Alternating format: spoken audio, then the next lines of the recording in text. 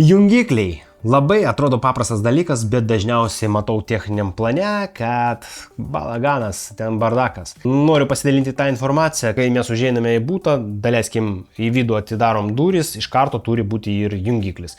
Jeigu į išorę traukiam duris, tai iš karto irgi užeinam ir mes turime įjungti šviesą. Kas būna dažniausiai ten už porą metrų, kažkur tai mes turime įeiti į patį būtą ir kažkur tai tas jungiklis, arba net ir už durų. Tada kitas dalykas, pasiimkime miegamąją. Būna taip, sumontuotas, turim duris atidaromos į vidų ir ant šitos sienos jungiklis. Kas čia taip sugalvojo? Taip nenormalu.